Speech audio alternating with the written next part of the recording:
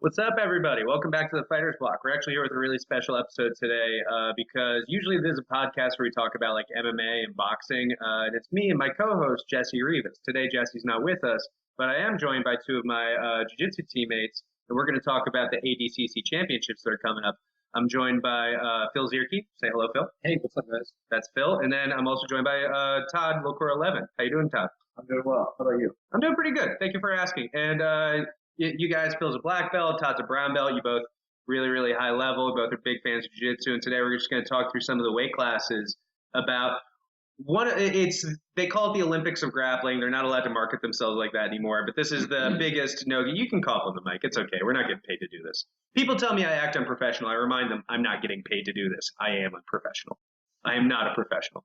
But we're just guys who know a lot about jiu-jitsu, and we're going to talk through it. I will be there live, which I'm very excited about. I'm flying out this weekend as part of very jealous about. Yeah, it's part of BJJ Fanatics. Well, I'm gonna fucking catch pink eye. It turns out. Yeah. Man, this is like MRSA Central. It just sounds like how there's like the Olympic Village for the Olympics, and it's like, oh man, just everybody's like the giant hooking up all the time, and like fucking nonstop.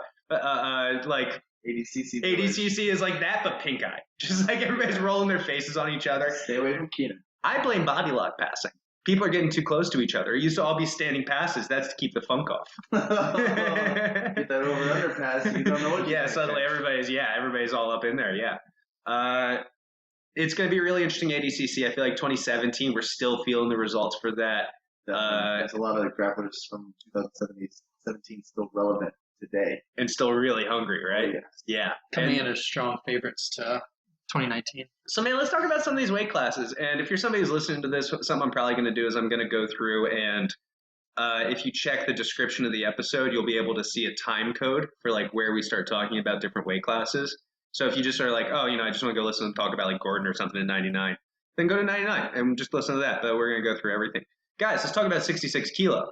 I feel like is this a wide open weight or is this Paulo Miao's weight? Because I can't make up my mind. Either it's just Paulo Miao or there's like 7 guys who can win it. So it could go either way. I think it can go either way. I think Paulo could. You have to stop talking for the black belt, please.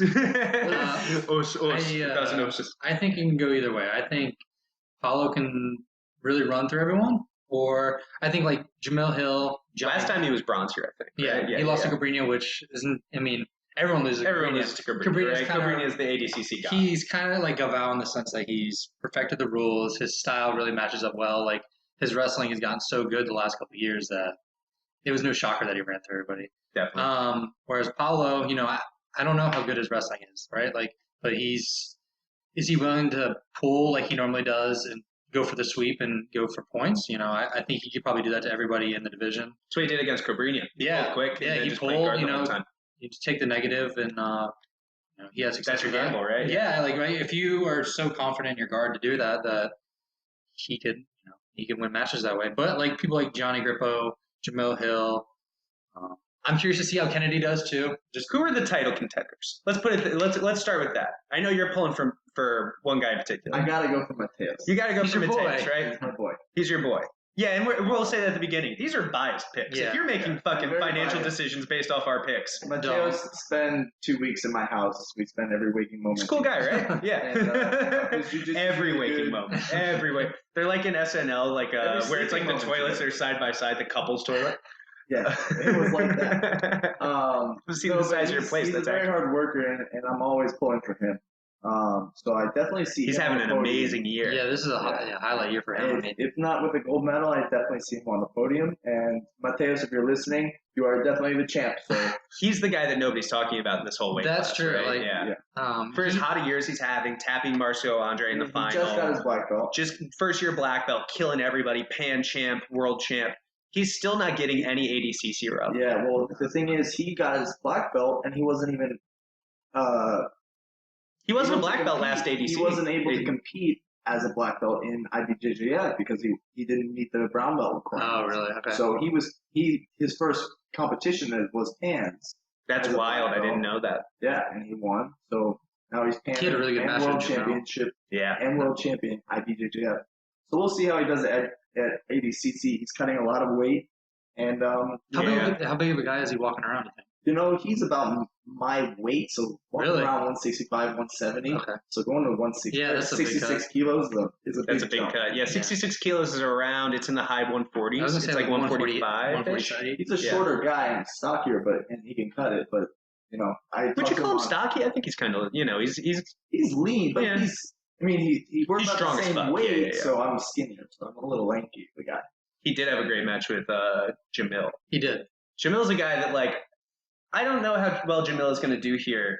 I think he's got underrated wrestling. I think his ankle pick, especially, he's the best guy in the world to me at countering the guard pull with like an ankle pick or something. Yeah. I don't like talking nicely about TLI guys, but I have to respect that. I respect the TLI is weird because the team is what it is, but like a lot of the guys I do like. Yeah. Like I see him at all these They're tournaments. actually Yeah, very they're respectful super like cool Like to hang out with. Tim's a really good, nice guy. Like he's got a really sick. Wasn't the one I was thinking of, but okay. Well, Tim is a nice guy. A lot of the lower belts I know a little better. Okay. Yeah. Yeah, but Jamil's a wizard, man. Like He's crazy, right? Yeah. His lapel game is sick. I mean, he's the one that Keenan even gives him credit for coming up with Worm Guard or Gubber Guard maybe originally. It was one of the two. Yeah, I've seen him in the back room fight to win with the Flash, and they were going over some lapel stuff I never seen before. I was blown away. Yeah. But yeah, I'm really excited to see if they match him and Mateos up. Yo, that'd be that's good. the fight because their pan final was so razor close, could have gone either way. There was a lot of- Mateus kept the focus right at the very end and got the win. Yeah. Knowing ADCC, that's one of those matchups that they might Yeah, just right. put They in the love first round. ADCC. The matchmakers are messy bitches who love drama Oh yeah. and love posting like Marilyn Monroe quotes on their Instagram. Well, they So, know like, it sells, right? Like, I Yeah, mean, yeah, if yeah. they see that, then That's one like, of the biggest fights in jiu-jitsu to me is Mateus versus Jamil. and it kind of goes under the radar just because of all the other. I mean, Yeah. this ADCC could probably be one of We're the in biggest for ones. many more years of those guys fighting. Yeah. Jamil has no real no-gi experience. That's the though. thing, I He's was gonna only say, done. I've only seen the Spider one, and that was it. And I don't know, no offense to the guy, I don't know who he went against. So No, yeah, it was just some Korean guy. Yeah. Yeah, I mean, maybe the guy's amazing, but probably not world those class. TLI guys, they're always coming in with the heat. yeah. They are. He's gonna come super prepared, but there is something to. That was a loud crack. That definitely got on the mics. Yeah, we could just. This is turning into an ASMR experience. Man, I feel like people take one ADCC to get used to it. You know what I mean? It's really rare to have really strong debut. Yeah.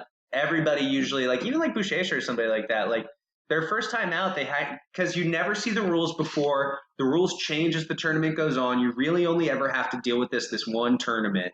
And so it kind of takes a cycle or two and I don't use that. It takes some time to get used to something like this. But weird story about Jamil. Last year's No-Gi Worlds, where TLI did really well. Tim Spriggs won a world championship. Yep. They had a bunch of guys do pretty well. Jamil did fight that day at a Naga that I was at. And he did no-gi only. Huh. And it was why are you I didn't want to ask clearly, maybe he was just injured or a little banged up or had something else going on. Felt like he could coast Or through he he could coast through Naga. Or maybe I know he was in school at the time, so maybe it was something like that. But man, go to World. It's just so weird to see the other. Yeah, it's so weird to see a guy so good. Competing the day of a world championship, but not at world championships. You know what I mean? It's man, what's going on here? It's just a weird thing. So who else? Gianni, I would point out as a potential medalist. I think he's a potential champion. I think he has he has some of the strongest wrestling in this division. He won Kasai, beat Paulo Miao in a very similar rule set to ADCC. He's the world champion in no-gi last year. He put out, I think, Marcio Andre. Somebody in the finals was beating him, and he came back to win. Yes. Maybe Marcio? Yeah. Somebody.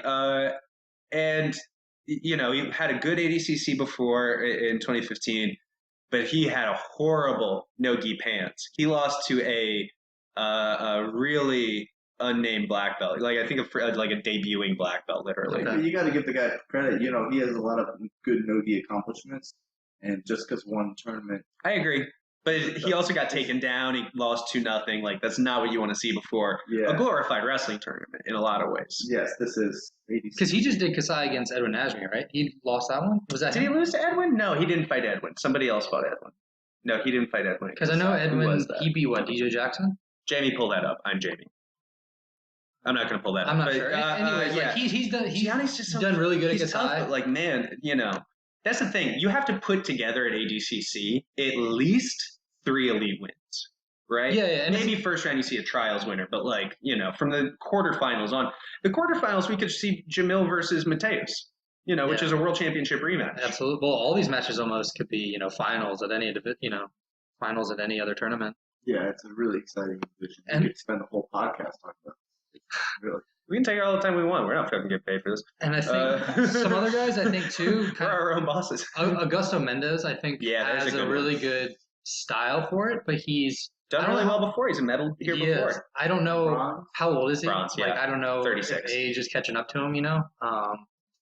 He's probably, I would say, he kind of goes under the radar. He's the strongest guy. I'd agree to that. Like in he's terms a little of fire hydrant, right? Yeah. He's kind of short, stocky. Like for guys to if everybody in this division got on top in half guard, or Augusto is the one guy who's like not getting off, right? You know what I mean? Yeah, he's just got that base. He's got that old school jiu-jitsu, that very good power. Yeah, straight up, and which is very transportable for Nogi and ADCC. So I'm a BJJ Fanatics guy. We got to talk about Nicky Ryan. Yeah, I think he's getting a lot of hype, and I think the smartest thing for him was to go back down to 66. I agree 100%. I thought that if he would have stayed at 77, I just think, I think he's going to have physicality. It's going to be an issue at 66, but I thought he would have the man strength would have taken over at 77. And I feel like they knew that too, walking in. I feel like they were kind of saying like, okay, we're going to have to punt on this ADCC kind of to build him up for next time. Just use it as experience. He's not seeing 66 again. I definitely. He's young, man. Like he's definitely going to grow into it. He's got the same genes as his brother. No, but he's not gonna. If you look at the height, Gordon's frame naturally, and from what I understand, they have a lot of. Some people in their family are really tall. Some are kind of on the shorter side. And Gordon is definitely on the taller side, and Nicky is definitely not as big. Yeah. Because by the time Gordon was this age, he was like winning brown belt worlds. Like he already kind of was a deal. They say Nicky Ryan's the next big thing, so I'm really excited to see how he does. Man, he's so good with the leg locks. He's so good on the back. Yeah. But, like, where are the big wins? That's what I want out of Nicky. Like, he's beaten good lower-level guys, but, like, has he beaten anybody who's close to, like... Because when was his match with... Who did he have a match with, Power or Joao? One of them, I don't know. Because I know he lost him, but it was... That's where my Jamie fact-checking comes. It was pretty dominant by the Meows that, like... Not in a submission way, but he definitely never threatened. Points them. Yeah, and had complete control the whole match. It was follow me out. Man, and Paula's in this division. And so, yeah, man, it's like, Nicky's so good, but, Nicky is fighting guys like Faber, guys like Imanari. He's getting a lot of good experience. But, man, where are the elite wins? So he's going to have to put together, like, 2 or 3 wins better than we've ever seen him put together one.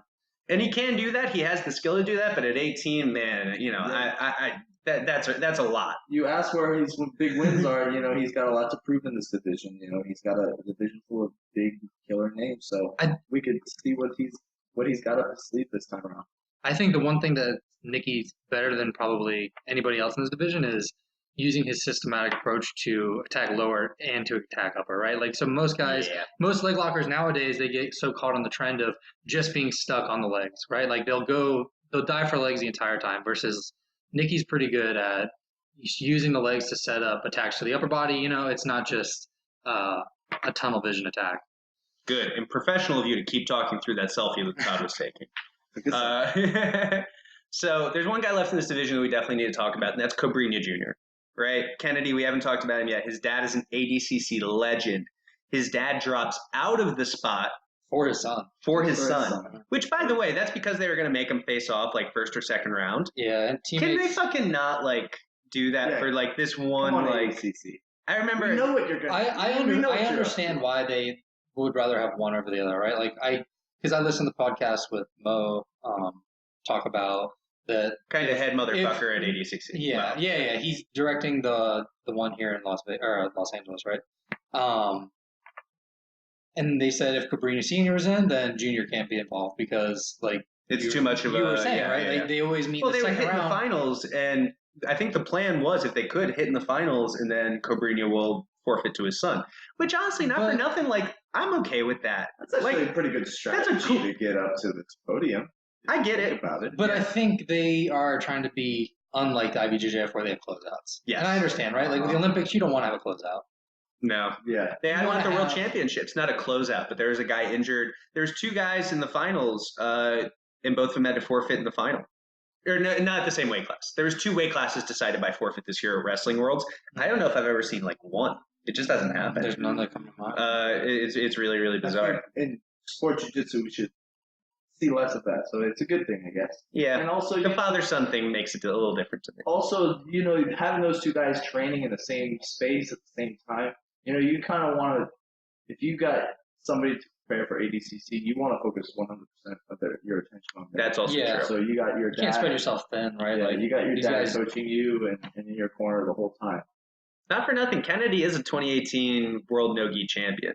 Wait, you said Mateus made his black belt debut at Pans. That's not true. He fought at No-Gi Worlds. It might have been the Houston Open or something. He fought at No-Gi Worlds this year. Yeah, because he fought Kennedy and he was winning until the last minute and he ended up getting rear naked choked. Let me fact check. I know that for a while Mateus was not allowed to compete as a black belt when he got. That does happen. That definitely happens to a lot of people. And as these like lower belts are getting better and better, it's only going to happen more and more. The Tedede thing, right? Like where it's just like, man, if you're blowing through everybody, if you win a world championship at blue belt, half the time you can win a world championship at purple belt. And if you win it at purple belt, sometimes you can win it turn right around at brown. Yeah. And how many all the time we see brown belt world champions turn around and they're amazing black belts. Kanon, debut black belt, fucking beats Leandro Lowe this year. Yeah, we'll talk about him later. Gordon Ryan, he got his black belt before the required time, but who gives a fuck? It doesn't matter if you're doing super fights. Like the only people who actually, Yeah. If you're just a guy, it's not a big deal. Is IBJJF. But then another thing too about 66, there's literally only 3 teams representing all the people. Like almost half the bracket, right? By the way, Gio Martinez is around and he's super tough. Yeah, I agree too. Like the 10th Planet guys, I don't know if has he ever medaled? No. I don't know if we've ever had a 10th Planet medalist. No, he lost to Meow. Which, not for nothing, the rubber guard's supposed to be so hot, but you have 10,000 students and 0 champions at the black belt level. That's a little suspect. Yeah. If your system is so good. They definitely have the numbers game though too. So they do. Love talking about how great their system is though. Man, fucking, I see a lot more champions from a couple other places. Yeah. But you're talking about the team aspect. Yeah, so they're gonna get paired off rather quickly, right? Like, so it's gonna knock. If the Alliance guys wins, it's gonna. Some of them are gonna have to lose in the second match. There's 3 Alliance guys, so 2 of them are gonna have to face off in the first round. The winner fights the other guy in the second round, assuming he wins, which he probably will. So it's all from Alliance. Alvarenga, who's a brown belt, probably I can see him being the Lambda Slaughter. Yeah, he is. Unfortunately, Gianni is also Alliance. Kennedy is Alliance. Yeah, that's a fucking tough second round. That would be definitely That's going to be a quarterfinal. That could be those are 2 black belt world champions from last year. Yeah, that's crazy. And then 10th Planet has Gio and Keith Krikorian. Sorry, Keith. And 10th Planet literally puts out their own competitors rankings, like in school. Like, oh, do they really? Yeah. Like their own little inner hierarchy? No, I've never seen it would be like, because we all fight for the same academy. So it's like if we put out the academies, like, here's our best guy in the room, here's our second best guy in the room. Like they have like a pound for pound. Yeah, exactly. Okay. Isn't that weird? I don't like that. That could cause some drama. Literally. Back in the day when I started competing in the jiu-jitsu circuit, the 10th Planet guys would wear gi pants.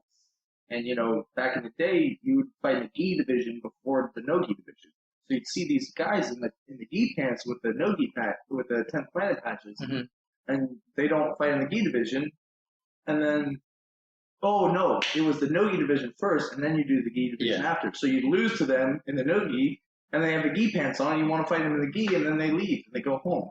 It's like such a cock tease. It's like, I want to fight, I want to see what you got in the gi, and then you don't get to fight them in the gi. And they're wearing these gi pants. Man, fuck Eddie Bravo. I do a rubber guard with the lapel over. I use lapels with the rubber guard. It's really strong. They should do it. Yeah, it's really effective. Guys, I think you're missing out. I think Eddie's idea of just focusing on no-gi is getting more popular. I think because now the game is getting more specialized, right? Like no-gi guys who want to succeed in no-gi are going to have to end up just specializing in no-gi versus gi guys like Leandro.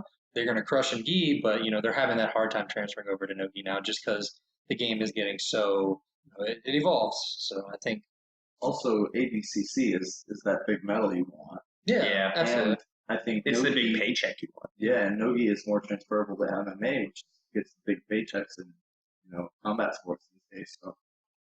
And the big following. If you're an MMA guy, you're gonna have if you're a mid-level Bellator guy, you have as many fans as like Leandro Lo. You know what I mean? Oh, yeah. Also, from Atos, 3 guys. Yep. Pablo Mantovani, Ty Rotolo, who's only a high schooler. I'm excited to see him. For as much as he goes to fucking school, probably. Yeah, I'm sure he's homeschooled. They're probably homeschooled. They are. That's true. They are homeschooled, right? Yeah. And Bruno Frazzato is also in there. So probably Frazzato and Rotolo, first round. Winner sees Pablo, which, I mean, you got to like Pablo coming out of that. And then, 10th Planet has Gio and Keith. Yeah. I actually like Bruno Frazzato's game. You like him? He kind of gets slept on a lot. He got silver medal in 2015. Yeah, he's actually placed. True. Yeah, so he kind of slides under the radar too. I'm going to go down the rest of the guys. Feel free to pipe in if you have any. Bruno Frazzato, Pablo Mantovani, Keith Krikorian, Richard Alarcon, Ruan Alvarenga, Thomas Halpin, Kenta Iwamoto, and Ty Rotolo.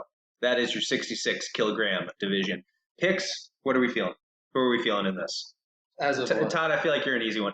It's difficult to pick gold, silver, bronze because you don't know the bracket. Like you might pick like a gold and silver that ends up in the I semis. understand that. But who's 3 guys? I would pick. Give me your top 3 guys. If you got to if you got to make your prediction. You get what I'm saying. The way that ADCC does it, I wouldn't see Shane Jamil Hill Taylor in the final. I would see Gianni Grippo, Mateus, and Paul Mia all on the podium. Man, give me Paulo, give me Mateus. I was gonna say Gianni. I was riding that Gianni train so hard, but after his performance at Nogi Pants, I'm gonna switch that to Kennedy. I think him with the Cobrinha factor, I think that's gonna matter, man. I just haven't seen the Cobrinhas know how to fucking win ADCC. They do. Like Cobrinha Senior's definitely got like the game plan down. But I just haven't seen, I didn't get to see his performance at Pans, so I don't know how good his wrestling is. No, he got his arm broken at Pans. It was really bad. Was it Nogi? Gianni, you're saying? No, Nogi. The one that Kennedy beat Mateus at. Oh, yeah.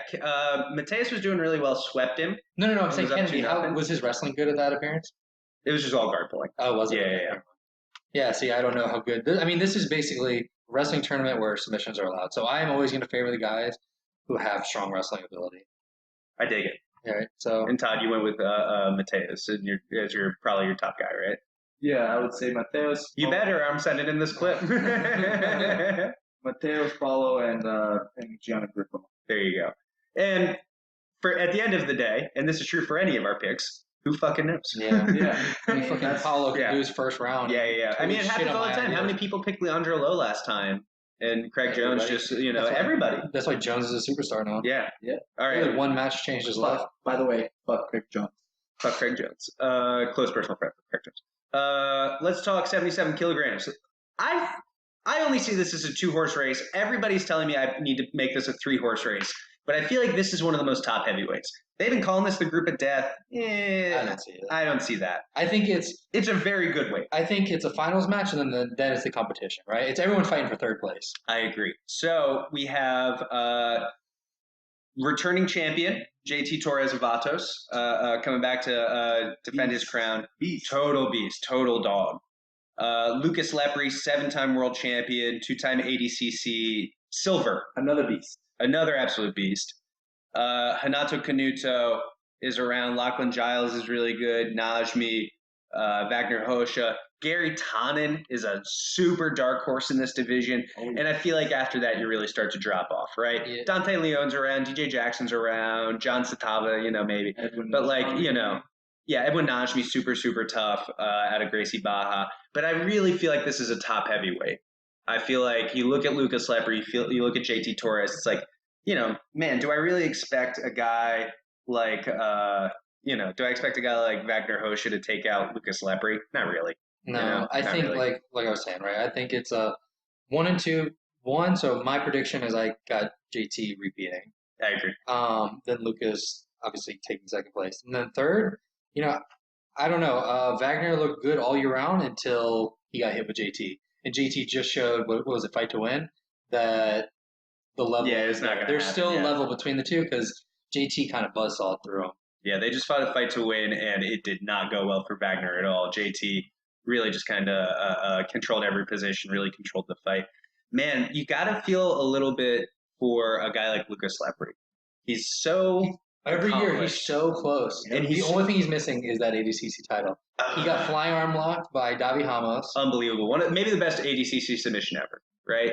It's up there. Yeah. In terms of like sex appeal, like that's up there. For flash highlight video finish. In the finals against right Lucas Lepri, like doesn't get better. And he had a good war with JT, and then I think what secured it was JT's just back taking abilities. He takes everyone's back. So yeah, he's one of those other guys that I have a personal preference for because spend some personal time with him, and he's you want to see him with that gold medal around his waist or around his neck, and you don't see it, and you really see, like as you said, it's like a finals match. JT Torres is one of the only guys standing in his way. So I love JT's style for ADCC. Yep. Good wrestling, super pressure, very gritty, doesn't give away any amount of position, and just fucking stays after people like a dog on a bone. I love watching him in ADCC. He's got a very good style. He chases people down. He's a dude. Lokura, you're like one of, how like a bird, like when it first opens its eyes, whatever it sees, that's its mom now. That's Lokura with like jiu-jitsu fandom. Like whoever the first jiu-jitsu guy he meets in the division,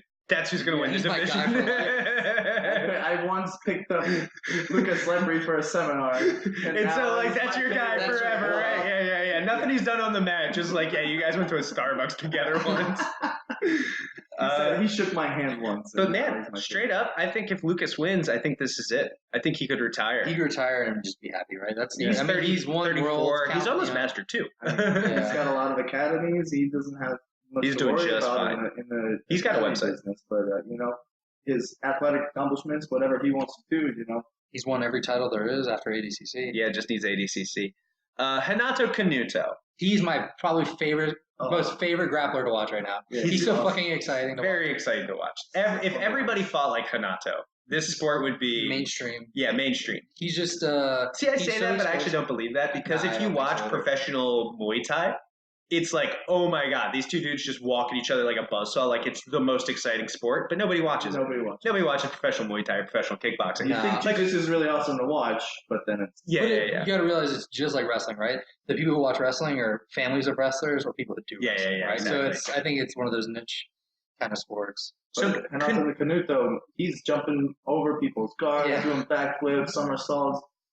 He saw Davi Ramos and he was like, "Okay, got it. That's my plan forever." Hold my beer. Hold my beer, Davi. Yeah. Let's go. He's quick as fuck. His wrestling is good, man. Guys who are that quick, he's going to be tough as a motherfucker to wrestle here. His thing is he's got such explosive hips. It's so hard to take him down. Mm-hmm. Like he's in the training room a lot with with my boy Mateo. So they're doing a lot of grinding. Didn't they fight? Oh no, I'm thinking Canuto versus Levi. Yeah. They had a close match. They had a really close match. Canuto has really good wrestling. You could see him in training footage I've seen. His takedowns look pretty good. Not to bring this back to 66, close. No, but Canuto, I saw him on Flow training with Mikey, and Mikey is someone that I wish. Musameki? Yeah. Man, I don't know. I think his game is so tailored to the gi, and he, like I was saying, specialized. He's so tailored to the gi, so special. And maybe, I get it. He spent a few years working. Yeah, but I think the leg lock is there clearly. He won fucking 17 seconds in the world finals. Yeah, he has that Kyo chair outside the league. And if you can get a straight ankle, you can get a heel hook. I mean, you're at least real close. But anyways, yes, totally off topic. No, it's on topic. It's still ADCC. I would have liked to see Mikey. Mikey's so particular. Mikey's so particular about his style and about who he trains with and how he trains. He doesn't train with anybody over 150 pounds. Mikey? He doesn't roll with them. Really? Yeah, won't do it. And so I wouldn't if I were that small. I get it though, because it's like he's so careful. Never going to be competing against guys. So it's like, why would he even not waste his time? But why get looks from people or the reaction that you? Yeah, exactly. Yeah. He's never going to see the reactions from the small guys that he would get from a big guy, right? Like the way I react is going to be different than the way Mike reacts. Totally. So it's like I understand it. That would suck. For reference, Phil is slightly bigger than 145 pounds. Yeah, a little bit. About 100 pounds. Yeah, you're about 2 Mikeys. Yeah. You don't move like it, but you are. Somebody who I once drove in a car with, and so he's my favorite, is Lachlan Giles. He's a 3-time ADCC trials champion. He hasn't really won a match at ADCC yet, but he's really technical. He's really smart, and he's been on a blast recently. He won that big kinetic event. I know he didn't tap anybody that was like amazing, but I still feel like Lachlan is a guy who can make a deep run here and who should at least get a strong first round win. For even a first round win here is so fucking hard to get. Because you look at this, it's like, man, who would you fight? You know, maybe you face a trials champion. Yeah. But like beating any of these guys is going to be just up. Swimming in deep water, you know, with all these tough My two dark horses for this are Najmi and Tonin. Just because. Man, let's talk Najmi a little bit. Najmi can submit anybody with his Dars. If someone fucks up a takedown, even in the slightest, you're getting Dars. Yeah, like, man. His setups are so sick. He darses everybody off that. Everybody. And he uses it just as a shot shutdown. Like, it's not. Sometimes he doesn't even use it to finish, you know, as a submission. No, it's a threat. You can't. Exactly. Like, you have to like recognize it and react to it, because if you don't, then night, bitch. He's one of those guys in the gi. You got to watch out for those flying triangles. Yeah. I wonder if we have to watch out for the flying triangles here. Yeah, watch him bring it back. He might. Oh, that'd be dope. So? Don't be amazed. That'd be dope. Especially in those first 5 minutes where they're not scoring. Could be. Yeah, when you're not sweaty. Could be. Well, he's going to have to fight first or second round Servio Tullio. And I've heard great things about him. I know nothing about Servio. So like just seeing on the like Humlo's what do they do? The ADCC vlogs, like they're. I get it. They're teammates. They're probably hyping He's another him up. Gracie Baja guy. Yeah, but I've only heard good things about the guy. So we'll see. He won the trials, and the trials in South America is super, super tough. Yeah. But you know, until you see the guy compete on this level, it's usually better to kind of like bet against it. You know, it's like, you know, how good are you if I haven't really seen you do it? But he's so fucking good. Yeah, Najmi is a guy, and I think he's really come into his own. He's way more physically mature. I feel like when he was a kid, he would get like kind of he's kind of filled out more. Just he's a man finally kicking. Yeah. His strength's kicked in, and let's talk Gary Tonin. Fun fact: Edwin Najmi and I were in the same division in Purple Belt Worlds 2000. No kidding. That's pretty cool. Not flying triangle me. Oh man, I should go back and look at who was in some of my divisions. I've fought around before. 2014. Yeah, Gary Tonin is making a return. The Renzo Gracie guy. Kind of short notice. You have to wonder how much he's committing to this versus just like his grappling or his MMA training. Yeah, you know that guy stays ready. No, he stays ready, and his MMA training is all grappling anyway. So like, I don't know, man. His strikes look good, so I'm sure he's put some time into it. He just goes in and pulls guard and leg lock. I'm not saying it's a bad idea. In a couple of his few fights, and his striking is really good. He's definitely evolved. I appreciate that. This is his like fourth ADCC, I think. He's 4-7, which is not the best ADCC record. Legendary match with Crone. He had the legendary match with Crone. Nearly snapped his fucking arm in half. One of the most talked about. You're good. ADCC. That falls all the time. Oh, shit. And last time he lost to JT Torres on a ref's decision in the semis. Last time around in 2017, that was a close match. Yeah, that was not the easiest decision for the referee. He almost got bronze too. He lost to Wagner. Oh yeah, Wagner beat him. I forgot about that. Yeah. Speaking of Wagner, I love that guy. Dude, he's like came out of the woodwork these last like 4 or 5 since years. last ADCC. Yeah, kind of. He's been killing it. He's an older guy too. Like he's been doing one good side, fight to win. Yeah. He's mean.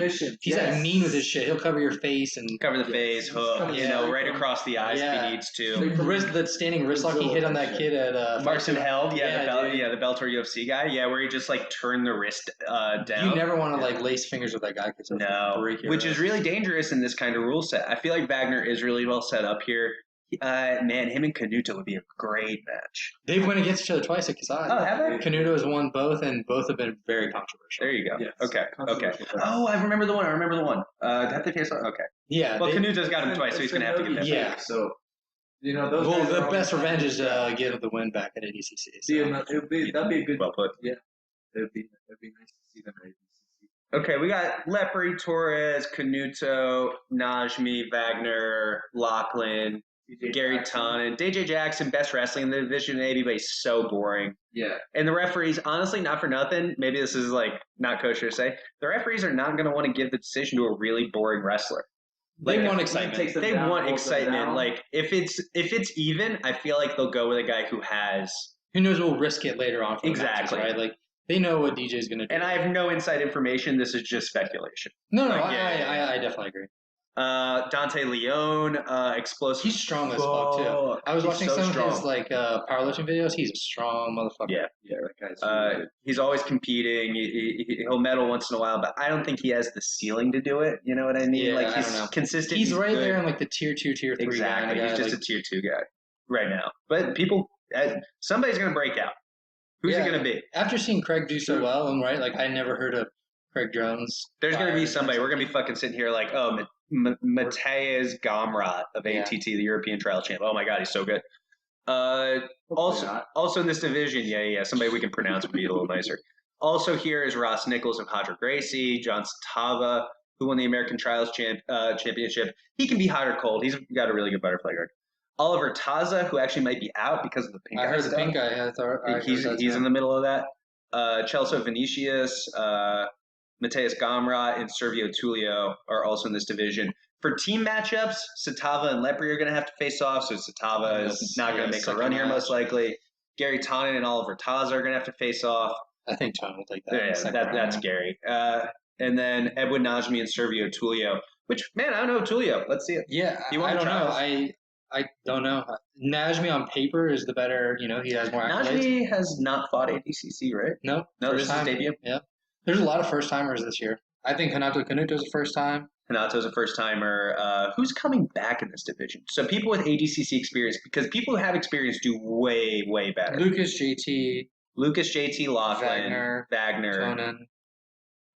Anybody else? Maybe DJ Jackson, I think, has been there DJ 2 or 3 times. I think that's it. Maybe Kelso Vinicius. Yeah, a lot of rookie breakout years. A lot of rookie guys. It's a really tough division, 277. Okay, let's talk about 88. I feel like everybody from the outside looking in kind of feels like 88 might be the weakest. I wouldn't say it's weak. I think it's just that there's no definite winner. Like, I wouldn't go in and be like, there's no monster, JT, right? Yeah. There's no JT in the division. There's no yeah. Talk about weak. I would not want to stand across the mat from Mateus Denise. Yo, let's talk Josh Hinger. Well, Josh Hinger's got that eye shit, doesn't he? No, I think that was a while ago. Yeah, he's okay now. No, he had it. And they were using it as an example of, like, here's what it is. So let's talk about title contenders. I see it as a 4-horse race. I see the 4 horsemen as Gabriel Argis, Mateus Denise, Josh Hinger, Craig Jones. Full disclosure, I know Craig. I like Craig. I'm picking Craig.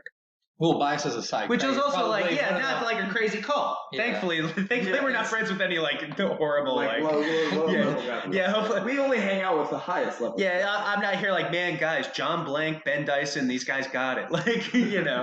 I feel like it's Craig's here. Who did Gabriel Arge compete against at Kasai, where he looked really good in no-gi? Because I haven't watched much. I don't know that Dante. Against Dante Leon, I think. Yeah, it was, right? Or he looked really good. Like, he went to all of his positions. He was really good, even from 50-50. But do you remember Craig smoked Argis?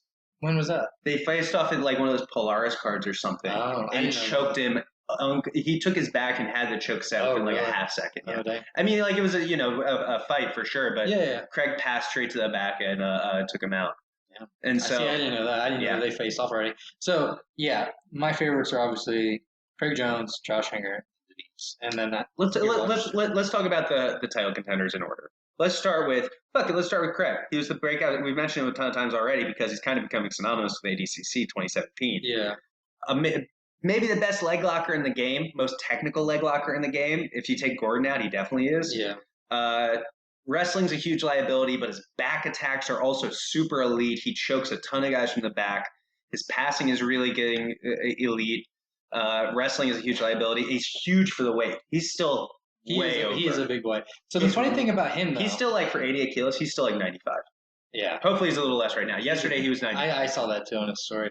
But he was on the podcast with Keenan and Josh, and like they broke down his wins. It's like 15, 16 pounds. He either wins by submission or he loses. Yeah. He doesn't win any decisions. He doesn't win a point. So he's got to submit his way. He does not play the points game is haven't been in his favor yet so far. So he's training with the Danaher guys now, but his strategy is all based around the submission, which is admirable and what you should be doing.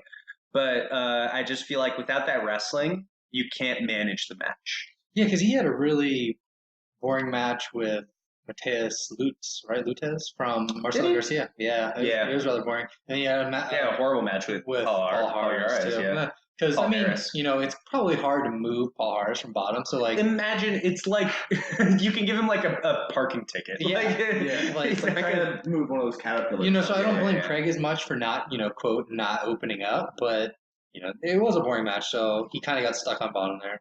And then the Mateus Lutz. Yeah, but like you don't think a guy like Denise can do? Like a guy like Denise might be able to do that to him too. That's true. Well, he's already beat him. Mateus beat him recently. Yeah, and he beat him in a weird rule set that was very ADCC-like, where it was all wrestling based. Yeah. So I love Craig. I think Craig's got it. he's always been the kind of guy he can beat everyone. But can he string together? Exactly. Which is my thing with Mateus Diniz too, because he's in super fights. Everybody here. Yeah, everybody here can, everybody if they here go on the like run of their life, they can win. They've all, bring them in a super fight, roll the dice, they could, beat they anyone win. in the Exactly. world. Yeah. That's what I was gonna say about our guy Moreau Santana. He's not a big name on this list, but you got to give the guy credit. He's a veteran of the sport. He's got probably more experience than everybody. Yeah, I mean, isn't he the only? He might be the only guy here who's medaled at ADCC yet. Yeah, and I mean, he's lost against Marcelo Garcia and Andre Galvao in matches. So the guy has fought everybody. So it really could be his day, and he could go on. Or who else's day? Or he could play spoiler to somebody else. Yeah, shut down someone's run pretty quick. Yeah. Or my dark horse, Rustam Chiziev, can go and just wrestle fuck everybody. Oh, I hope not. That would be a nightmare to watch. He's been in like 5 or 6 ADCCs, and I don't think he's ever been taken down. That sounds about right. That sounds like I don't think he's ever been taken down. He's not even like a crazy stat. That's unbelievable, right? Yeah. But he's a fucking bear. How are you going to take him down? I wouldn't even know how to begin to approach because that. The person that beat him in 2017 was Zhangji, which he's not in here. He jumped close guard. He got close guard, and they hit him with an arm. Well, he also, Rustam, I was looking it up, lost an MMA fight this year by triangle. Oh, really? So he's like given up a cut. Like maybe he's not at the top of his game, but maybe he is. I don't know. At the same time, probably just wasn't. He's done like 5 or 6 ADCCs. Yeah. No medal. Yeah, no medal. That's true. People have always been able to figure out a way to beat Rustam, but yeah, I know one of the guys. Let's call him Greg Bones. Was definitely very worried about Rustam. Yeah, was definitely really game planning around Rustam. I don't think anyone wants to get on that side of the bracket, first round, second round. No, that would be a nightmare draw because it's going to be hard. No matter what, he's hard. Yeah, it's going to take so much out of you. So that's Craig. Let's talk. Yeah, Mateus, the Marcelo guy, Kasai champ, world bronze medal this year. Finally got over the hump and beat Hulk Barboza, who's kind of been his kryptonite. Kind of rivals. Well, I wouldn't even say rivals. They've gone back. Yeah, I mean, but it's mostly always. But he just hits the brick wall. That's. It's mostly always Barboza. Yeah. Yeah. He's strong as fuck. He's got good wrestling. He's got great defense. That's what it is. He's always in a close match because nobody can fucking score on him. Yeah, he's a tough guy. You know what I mean? He's had a couple good matches with Hinger already, too. Yeah. And Hinger just tried to fucking flying arm lock him and laying out his neck. Retard. What can you do? I get it. He just wanted to seal the show with an excitement. Yeah, you got to do something exciting. Yeah. In a big show. But, Mateus, he's one of those guys, I feel, I wouldn't want to say anything about his mentality, but, I feel like some matches he could He's hot and cold, right? Yes, he could push a little bit harder and win a match that, that also he might be losing. Also. And I don't like to sit back and say, he could have won this match, but, there have definitely been times where I felt like, if he had just done a little bit more, he definitely could have gotten his hand raised when he did. He is somebody who has been in. There's like a thing in football. I know you guys also don't watch football, but apparently they have a little mathematical sheet that says if the score is this with this much time, you're this likely to win, right? Oh, so it's all just statistical analysis. Okay, you're up by 2 touchdowns with a minute left, you've won, right? Yeah. That kind of thing. If you were to take that for okay, you take Hulk Barboza's back with the choke set, and you get your points. You're at 95% to win the match, right? And then Hulk Barboza gets out and then finds that 5% to immediately take us back. I mean, that's a legendary match at this point. And so Diniz might be the guy who walks away winning it. I think he's got a really strong style for ADCC. But man, if he just ends up losing a match 2-0, I wouldn't be amazed. He's definitely my pick for to get the gold medal in this division. I like the guy. He's a nice guy. Sorry about Greg Bones. Greg Bones. But yeah, I really like Mateus. I have to say it that way because I'm a blood. Gabriel Arges. Nobody knows what you're talking about. No, yeah. 3-time world champion Gabriel Arges returned to the top of the podium this year. I don't like his ADC style at all. In Nogi, he got wrecked by Craig. Yeah, see, I didn't he did not do great against Craig. Yeah, you should check out the fight. I think it's on Fight Pass. I'll watch. He's mostly a gi fighter, and what really makes me nervous is how much he relies on the 50-50. Yeah, and that's not a good position when you're dealing with Craig. No, oh my God, can you imagine? Even a guy like Hinger or something.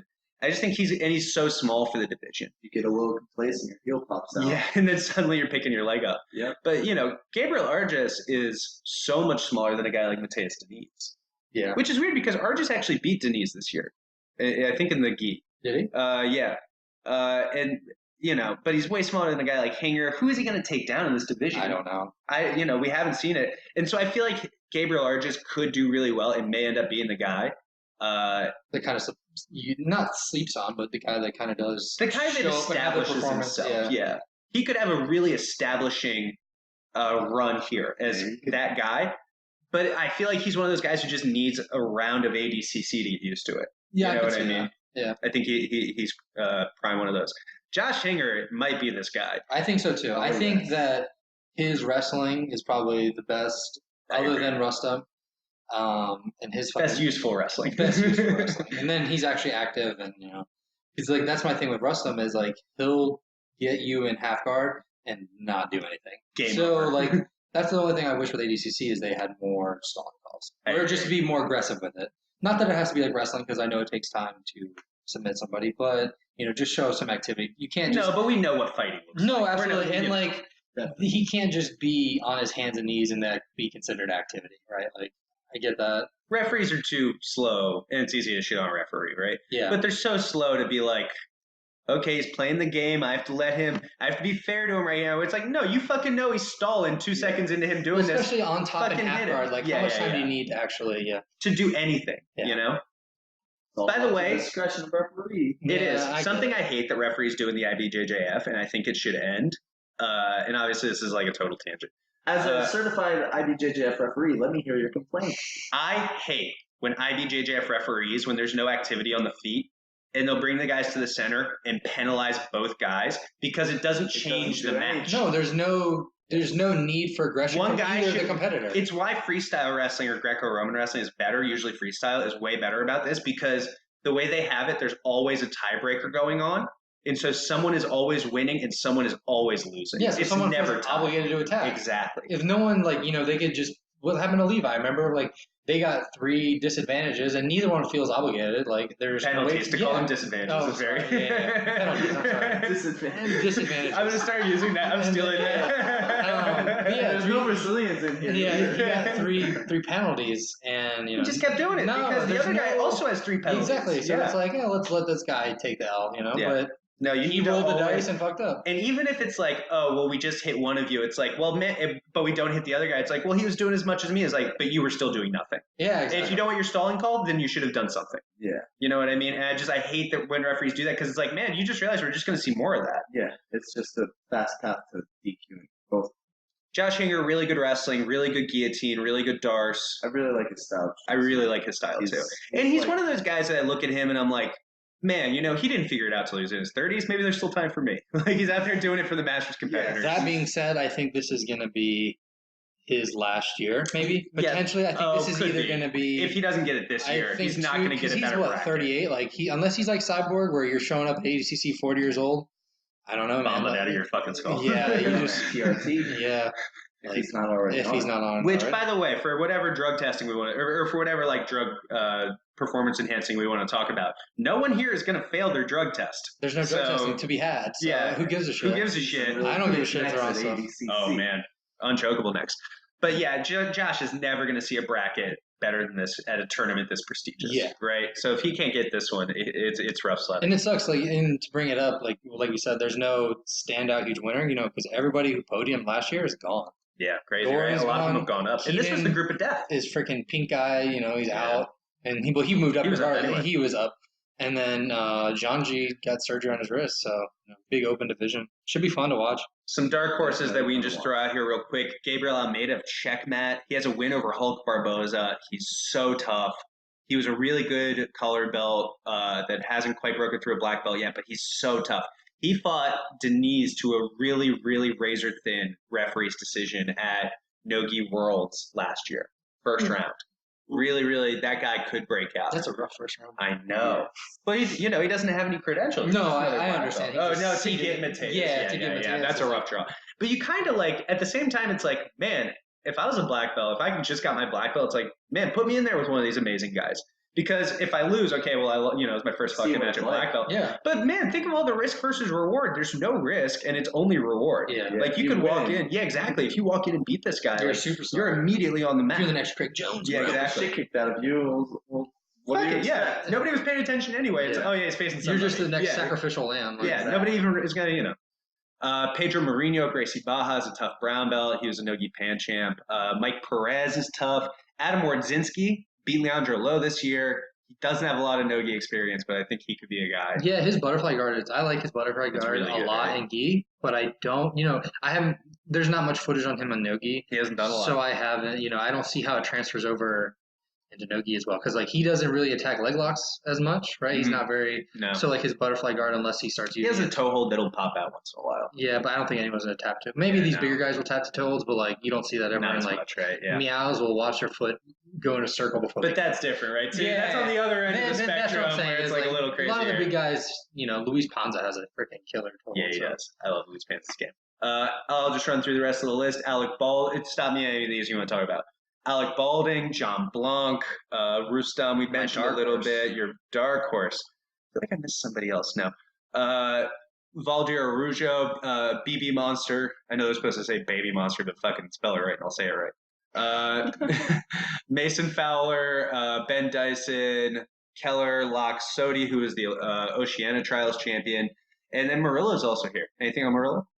I think he's just I think he's a veteran, right? He's a tough vet. to medal. He'll make it to like I could see him make it to like the semis, but he's not in the same category that I would give him as like Craig Jones. Just because he's getting older, be right? Joshinger? I don't know. Yeah. I like his game is sick. His pressure passing is sick. Maybe 2 years ago with the same division he has today. Yeah, but not Craig even Jones. then, Craig. Yeah, how's he gonna get through Craig? That's true.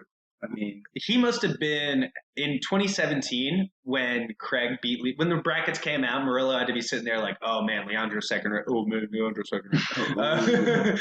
Oh man! I'll put in post. I'll make this as low as possible. This podcast is heavily posted, and so I did not know that. No, it's not. No. I'm literally taking it and uploading it immediately. So, but he had to be looking at the bracket like, fuck, I got Leandro second round, Poja, Carvalho.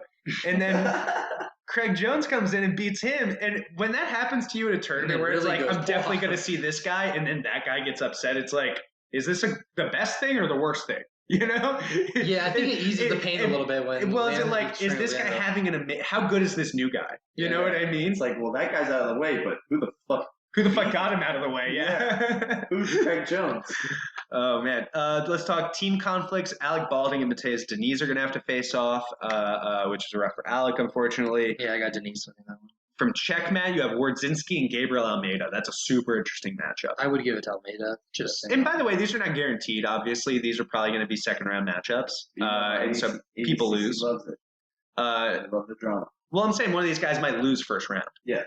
But they will, if both of them win, they will face off second round. Mike Perez and Josh Hinger. I give it to Hinger. Perez is tough, though, right? Perez is tough, but I think his strength in ADCC is his wrestling, and good luck with Hinger. That's such a tough thing about like going out to ADCC. Let's say you're training, and you always lose in the room to this guy, and you're going out to ADCC. It's like, man, it's hard to have confidence that you can win the whole thing when it's like, man, I'm probably going to lose in the second round. Definitely. To a guy that like, I'm fucking rooming with.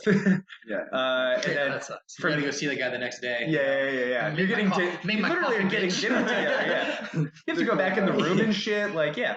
And Gabriel Argis and Pedro Mourinho are also going to face off. So I feel like, except for the Wardzinski Almeida one, like those are all pretty defined. Yeah. Nothing too crazy there. Man, let's talk about 99. This might be the money division. It's certainly a division everybody's going to watch, right? This is the ADCC I will delete. title. I will delete Keenan off of my. No, that's when. You know what the BMF title should be? We should give it to Canuto, and then just like he's the champ. He's the champ, and and he can put that belt up whenever he needs to. You know what I mean? Like when he faces like Wagner or somebody. Yeah. It's like, okay, let's put the BMF. Wagner's belt definitely up. one of the. Najmi would be a BMF kind of guy. Like there's guys. Let me take Keenan out of my fucking notes. Oh, Keenan is out. He has his eye pussies are all fucked up, and so you know how there's Gladiator MRSA? Let's just call this Gladiator Pink Eye. It's Gladiator Pink Eye, right? I've still been trying to update my account, see if anybody else has been dropped out. Man, I have the tweet notifications. Yeah, somebody from 99 is. If it's fucking Gordon, dude. Ugh. That would suck. But right now we're going to operate. If Gordon does have to get pulled out for medical reasons, then I think it even opens up the division even more. right? Yeah, so let's start with Gordon. 2017 Abu Dhabi champion, absolute silver. Everybody knows this guy, right? World absolute no-gi champion. He goes down with a knee injury to Hocha. Yep, January. In January, right? In January, early February, maybe, somewhere around there. Since then, he has had one competition back. He faced 2 or 3 guys that really weren't on that level. We were like MMA and hobbyist guys. Yeah, they just like, it was literally like if like we showed up, it was like, hey, Gordon, you know. And he wants to win this division. He wants double gold. He already knows the fucking Instagram post he's gonna fucking put out there, I bet, when he wins. Like he already has his trash talk plan. Yeah. Yes, definitely. And this is all about getting that double gold. He is here to be the king. Yeah. He feels like he failed in 2017 in a huge way. He was so close, man. And he close. lost to the person that probably stings the most to him. Mhm. Fucking Phantom. Yeah. 2-0. Like, he's got to hear that shit on Instagram every day. Well, because it's just such an easy, like, all he has to do is post a photo of him beating Gordon. And there's nothing you can say. No. Because Gordon's made everything about wins and losses. Yep. It's not about respect. It's about on the mat. Okay. Here's a photo of me beating you on the mat. Like, Can't really it's a rough argue position that. to be in, so he really wants that rematch so badly. And Fun fact, I competed against Gordon Ryan. you competed against Gordon Ryan. He kicked my ass. I said that to somebody one day in the locker room at our gym. I was like, you know, Todd fought Gordon Ryan. They were like, oh, who won? Who do you think? Who's the ADCC? Just start the rumor that you won. Just spread it around. Literally what I said to him was like, have you heard Todd brag about beating Gordon Ryan? You should put that shit in your bio. Yeah. If it was true, like if you beat Gordon, absolutely, last person to beat Gordon Ryan, you know. No, well, there is that. Who's that one guy? There's like an American leg locker who beat Gordon. He's the last American to beat Gordon. Man, he's not even like at ADCC this year. But he's kind of a known guy. Like he did some EBIs. Jamie, I'm going in. Even if somebody beat Gordon Ryan. No, he's far beyond that now. It doesn't matter. The only name that beat Gordon No, they beat him Ryan at the is trials in Phantom. 2015 because he didn't win it. He lost in the 2015 trials. He tried to. He the 2015 trials to compete on ADCC 2015. Yeah, the North American trials. He tried out and he didn't make it. Okay. He lost there. And then at the 2017 trials, he went against Leandro Lowe and lost. But that was a super fight. No, he was going to do the trials, but last minute got replaced. Yeah, and he basically got an invite anyway. No. I know, but I'm just saying, like he was originally going to go in and do the trials, but I forget. I think he was supposed to go against Braulio Estima. Yeah, there's somebody that Braulio pulled ended out. up had to get pulled out last minute, and Gordon was there day of. And was like, fuck it.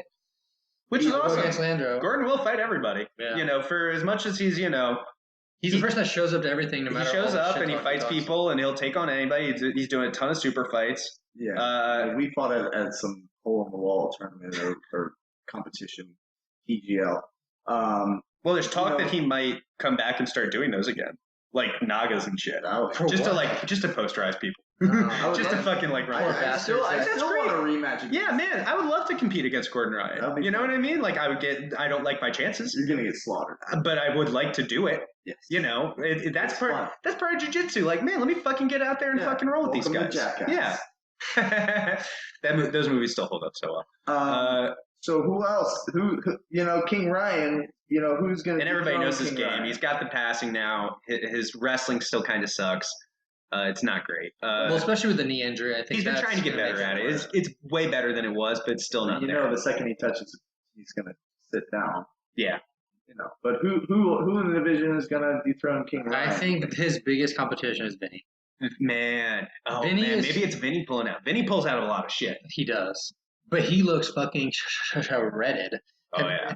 All natural raw shredded. All natural. He's fucking shredded.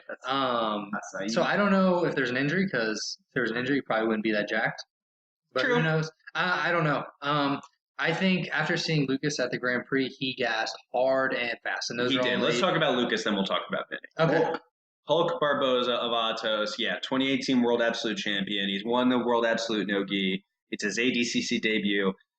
And he fought in the heavyweight Grand Prix, and he needed a fucking... Some people need an oxygen mask. He needed an oxygen tent. Yeah. He was rough stuff, man. They thought they were going to have to fucking do surgery on him. Muscle. It was literally like Kimbo versus Dada 5000, where like it turned out later that they both had heart attacks in the cage. Yes. So I think they're both so out of shape. I think for Lucas, too, I think he belongs in 88, but he's also... I think Hinger's the senior student at Atos, so they kind of was like, all right, Lucas, take the back seat on this one. This might be Josh's only appearance at ADCC, so the future is definitely yours, right? So I think Barboza has definitely put on as much muscle as he can within the time limit to just try to get up as big as he can to compete with these guys at 99. And I think he's not as big, right? He's not as big. He's at least compared to these guys, right? And then he has to use all that energy to fight with these people. And his game is very explosive, and all that muscle, man. It's just more. But at the same time, who here is going to muscle around Hulk? Nope. Not Vinny, not Gaudio, really. I mean, Gaudio could. I think if anybody, he's the only person that has the horsepower like but him. Lucas has beaten Gaudio. Yeah, he has. So, and I mean, who else? Jackson Souza? No. Tex Johnson just pulls guard, so it doesn't matter. Maybe like a Felipe Andrew would be a bad style. That's a big guy. Well, bro, what about Dylan Dennis? Yeah, Dylan Dennis. Speaking of fucking undersized. Why are we talking about that guy? The most searched fighter on BJJ Heroes. Did you know that? He's the number one. Him or like AJ. You think so, right? Yeah, because it's the MMA thing, right? You get into MMA far from a hero. AJ's in like the background of every fucking Nate Diaz picture. So. Todd's so proud of himself for that hero crack. He's so red right now. He's dying. So man, it's his ADCC debut, but he's the main training partner of Andre Galvao. He's kind of the Andre Galvao like disciple, right? Yeah, he's diet Galvao. Yeah. So I don't know what I expect from him this first year. Yeah, and I think if he goes, 2021, I think he should probably go back down to 88. I agree, man. He fought Denise at Worlds and lost. Yeah. Odd wrestling. This isn't a great thing for him. Vinny, talk about bad wrestling, but Vinny's an ADCC champ from 2011.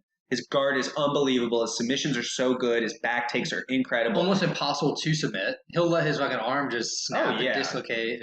And he says it's flexibility, but no, he's also just really okay with that. Yeah. He will just let it Verdum had him in that arm lock, and it was nasty. Yeah, Verdum had the arm lock. Gordon had some deep leg attacks. He beat Gordon in a really weird match. Weird rules, and I don't think either of them knew what the rules were going in. Because one said it was IBJJF, one said it was ADCC. I don't know what was going on. I think it was ACB. I don't know what. Some weird thing. Yeah, it was like ACB. So he does have the confidence of a win over Gordon. He can definitely play spoiler. But he's pretty hot and cold. He loses to no names, man. Yeah. It was like earlier with fucking somebody else was like this. Gianni has lost to some weird guys, but man, you'll have peak wins and then you'll lose to guys that I can't even look up. I'll go to look these guys up, and there's nothing out there. They may as well be a made-up name. Yeah. And it's so it's like backup B-level brown belts. Then you'll get smoked by. So he's just another guy where it's man, where's the consistency? I think it's his lifestyle. I think if he doesn't give a shit, it's a very different fight for him. You know what I mean? Yeah. So. Well, I think he's one of the people. We were actually having a conversation with Fernando earlier. He's got kids. He's got other stuff. Outside of just jiu-jitsu, right? He trains MMA. He's, he fights in PFL and went to the finals. Thankfully, people here are not allowed to chin Vinny and knock him out in the first round. Yeah. Because he's got a bad fucking habit of that. So I think maybe some of the losses could be given to the fact that he's got so much other shit going on, right? Or maybe he's still concussed from half those fucking fights. Vinny, if I could give you some professional advice, stop getting knocked out. Easier said than done. That used to be on one of the UFC video games, in between rounds, it would give you advice. And one of them, it only had a couple pieces, right? It was always just pretty formulaic stuff. It was like a magic 8-ball. There's only so many answers. Yeah. And one of them was stop taking damage to the head. It's got it. Thanks, coach. Good talk. Patrick Gaudio, who has had some big wins before, broke the fuck out of Hamla Bahal's leg. Oh, that was so bad, right? Yeah. GFT guy, strong, athletic, actually really technical. He pushes a really high pace. He's a guy who I think could have a breakout performance here. The next two guys we're going to talk about, I both think that. I definitely agree. Gaudio, he's strong as a fucking bull. He had a really good match with Gordon at Nogi Worlds. Yeah, that was awesome. That, could have beat him. Was winning late. It was 4-4, and then Gordon got a good advantage at the end. But then it's okay, but when you add the heel hook, what is it? No. But also Gordon pulled a lot. He did. So it's But still, to even give Gordon a really solid competitive match is a big deal. For sure. But yeah, like you said, the threat of leg locks or heel hooks in general, or specifically rather. But that guy's coming in so hungry this weekend. Yeah, I cannot wait. For sure. Trator, late replacement. Just beat Keenan. Just beat Keenan, baby. Looking really good. no-gi pan champ, world bronze this year, headbutted the fuck out of Leandro Lowe, gave him the business with a big headbutt. Which at first I was like, I think IBJJF is like looking out for their boy Leandro. No, but you after go back and look at it. No, he earned that. Yeah, I was like, damn, he did headbutt the fuck out of him. He gave him that Zinedine Zidane love. Gave him a little kiss there. He's been training out of Marcelo's for this camp. And man, this guy is just stubborn. Does not. You know how I said earlier with Augusto Mendez, like if all these guys lock down in half guard, who's going to be the toughest to move? That's Trator. That guy is not moving if he doesn't want to. He is so tough. I think he is somebody who could have a great performance. He beat Panza at the heavyweight Grand Prix. He did. He's had a really couple good showings. I think he's somebody who could go really, really deep here. He is a late notice replacement, but he's always in shape and he's looked really good recently. You always also have to keep in mind his name is Vinicius. You know, that's a very badass name. It's pretty good. It's all right. Putting it out there. You know, Let's just rank the names. Vinicius, you know. I think is Jackson Souza the toughest guy with the first name Jackson? Because how often do we get kids come to the kids class where it's like, this is my sons Jackson and Braden and Caden and Waden? Yes. There's a lot. There's a lot in Brings this back area. That old George Carlin joke. Yeah. Stick a guy's named Todd. Jackson Souza is tough as shit. I had a roll with him. Yeah, I got completely smashed. Definitely the toughest person in the world named Jackson. He got bronze last ADCC too. So True. He knows what it takes. Yeah. Good wrestling, world no-gi champion in the past. But man, I feel like the fire's like, in those moments where it's like you need to be intense right now, whoever's the most intense right now wins. Jackson has trouble with those moments, right? He's very even. Is that who went against Tim Spriggs for the finals of Worlds? Yeah. Yeah. So he's constantly always there, man. Like he's part of one of the best teams in jiu-jitsu right now. It's Checkmat. So. Checkmat's been crushing. Let's talk about Tim. Tim Spriggs, TLI, brought him up a couple times. I think he's in the same boat as Lucas. I think he's too small. Man, he's definitely too small. He's like 200. You know, I'll see Tim around. Tim's 205. Yeah. On a big day. And I think the last year or so he's cut down, so he might even be 195, 190 now. I believe he's very lean right now. Yeah. You know, so he's so undersized. He has good wrestling, and the TLI guys do have strategy usually, like, you know, countering the guard pull, and like he's not going to beat himself, but I don't know if he has the ceiling, and he definitely doesn't have the leg locks. I've seen him get eaten up with some leg locks before. Fucking Craig killed him. With Americana Kimura? Yeah, he Kimura'd him on the arm and popped his UCL on his elbow. Yeah, he fucked his arm up. Real bad. And then, but that's Craig's whole game is attack the arms, so the arms pull back, opens the legs up. Yeah, like I was saying with Nicky Ryan, like he's really good at chaining the upper body and lower body together. Yeah. So, Tim, maybe, but like too small. I just think he's too small. Look at this next guy, these next couple guys, way huge. Fucking Tex Johnson is a monster for this weight class. He's coming in off that win off Felipe Pena. Yeah, and all of the things snapped his shit up. He has had a weird year. So he's the North American Trials champ at 99 plus, right? Yep. Great heel hook game. He always, within the first 40 seconds of every match, he's in on a deep submission attempt every single time. And in that way, he's actually one of the most exciting fighters in jiu-jitsu. But he's super inconsistent, and he literally will lose a match by 50 points. I think Keenan beat him by like 300 points. Yeah. Keenan's still scoring points. But I think Texas thing is like still holding it was unbelievable. It got so bad in the first like 30 seconds. The commentators for that fight, because it was just some super fight. They started like scoring the points. And after like 30 seconds, the commentators were like, "Oh, maybe this is actually supposed to be just submission only."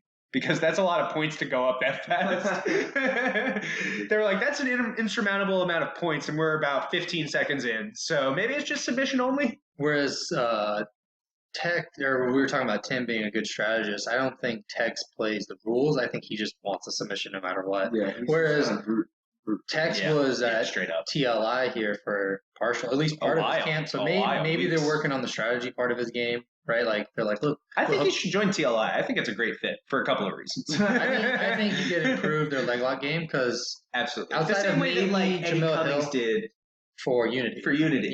Yeah, I could definitely see that being a fit, right? Yeah, maybe he went up there and was like, look, I'll teach your leg lock game, teach your guys some leg locks, and if you guys just help me come up with a better strategy, because you know he ends up losing just because maybe is too submission. Here's the problem. So I'm basically retarded. Right? He gets me Alex Jones. I mean, he's, I want to know who he's going to register under. Is he still going to be a solo guy? Because he's registered solo a couple of times as a Hibero guy. Yeah. They kicked him out. He's not allowed back at the Hibero schools, I'm pretty sure. I don't know. The only place I've ever seen him It train. doesn't take much of an email for solos to. Yeah, that's true. Yeah, for solo especially. Yeah. Hey, he's not my competitor. Hey, please stop registering him. Yeah. We'll see what it is. He did beat Felipe Pena this year, which might be the submission of the year. Wrecked his shit. Yeah, dude. Felipe turned into that shit and went snapcracker pops. That was real bad. Felipe Andrew, 2019 Pan champ, beat Muhammad Ali in the finals. Great footlock, but we've never really seen him no-gi. But his straight ankle lock, his like Botinha lock, as they call it, is elite. He fucks everybody's legs up with that. Every time he fights a guy, they leave limping. And his triangle choke is also really good. Yeah, every time he's done with a guy, they always leave limping. But happy. Well, that's a good sell for Nogi. ADCC. He's from Zenith, so he trains a lot with Kavaka and Robert Drysdale. Yeah, Robert Drysdale. He has a really good camp. I really like Felipe Andrew. I'm a Felipe Andrew guy. Dylan Dennis, he is way undersized. He's the most undersized I've ever seen since like a Marcelo. Yeah. So he may as well be an absolute. The thing about him is like his internet persona, he comes across as such a douchebag, but he's actually got good jiu-jitsu. He's like legit, if you look up his win-loss on BJJ Heroes, it does him no justice. But he had a really close match with Gordon. And Gordon now is coming out and being like, look, he stalled. He kind of just disengaged. Still, that's not what I saw. No, that's not what agree. I saw. I just saw a tough Dylan's fight. really good. He just, too bad his internet persona definitely takes over versus his skill. A lot of guys will say he's stalling on me when what they mean is, well, he's not doing the exact move that I want him to do that sets up my exact counter. Like, you know what I mean? Like, it's a fight. So Dylan, man, I just think he's too small. Too small. He could make it into the second round, but I don't think he's going to be able to make the semis for sure. I don't give this guy any respect at all. So fair enough. Fair enough. I respect don't the have honesty. anything nice to say. Don't see. Hey, I totally understand. Also in this division, Ben Hodgkinson, who's from the Craig Jones gym, by the way. So let's watch out. Paul Ardea, Miraz Advadin, Paulo Jose Baranya, and Pertu Tepanen. I'd like to take a note about Miraz Advadin. I bet there are no notes about that guy. So Miraz Avdoyan. Let's see. I couldn't find anything. I think he won the European trials. Of the European trials. I'm rooting for that guy to make it out of the first round. That's the guy that they're going to give Gordon. Exactly. I want to see that guy. If he makes it out of the first round, it's a win, right? Yeah. If for like guys that we're not really talking about, if you pick up any win, you're a superstar now because you probably had to beat somebody amazingly tough. Yeah. Team conflicts, Tretor and Baranya are going to have to face off. Is there minimal. There's not Is much. there anything else? Not really, right? No. Really? There's no other, You don't have to worry about the second round if Tex, and he won't, if Tex registers as TLI, him and Tim Spriggs, which would actually be a great matchup for no Tex. Tex would wreck. Oh, the leg locks. I just think the leg locks are such an equalizer here. Yeah. And it's going to be the ability not just to leg lock, but to like back take off of leg lock attempts from your opponent, counter them and use them and use them to flow through your game instead of just staying there. Right? We've talked about that, like guys who can leg lock versus guys who can leg lock as part of everything else. Right? And you're so much better when you can leg lock as part of everything else. Now let's talk about plus 99. The big boys. The big boys. My division. No weight limit. I feel like I guess I would be at 77 kilo. Todd, you would probably be 77 kilo, right? Like 170 something pounds. I would cut. You get down to the 66? I would cut to 66. Hell yeah. Let's talk about these guys. Buchecha, Cyborg, Kanon. JG Hoja is out, so I got to take him out. Have they named a replacement for him? Yeah, Hudson Taylor. That's right. Yeah. Right, your buddy. Yeah, my buddy Hudson. Maryland. University of Maryland turned stand up. And Hudson's a great guy. I'm so excited for him. Man, late notice is tough, but having the best wrestling division is I was going to say, I think his wrestling is going to be a big deal for him. I actually think it's a bad matchup for this next guy. Orlando Sanchez, Yuri Samois is here, Muhammad Ali, Victor Hugo, Nicky Rod this is here. Fucking stacked This is a stacked ass weight class. Antonio Braga Neto is a world champion. Fucking Max Jimenez is super tough and has beat Kanon, Muhammad Ali, and Tex. Jared Dopp is a silver medalist here. This is a good ass division. And there's another guy in the division that Joe you and I have been in the same room with. We get to Oh wait, who's that? Shut the Hudson fuck up. Taylor. Oh yeah, Hudson. Yeah, my boy. I also I do know Nicky Rod a little, And I have trained with Jared Dobb. and you've trained with Jared Dobb. He and, is a monster. So. Yeah, he's really cool. I really hope Jared does really well. Yeah. So now you guys know our 3 for the division. Yeah, there you go. Did we make picks for some of these? Did we make picks at 99? No. No, let's make our picks for 99. Okay. Go ahead. I mean, I think Gordon. I think Gordon's the guy, King right? Ryan. King Ryan. Do you want to do podium?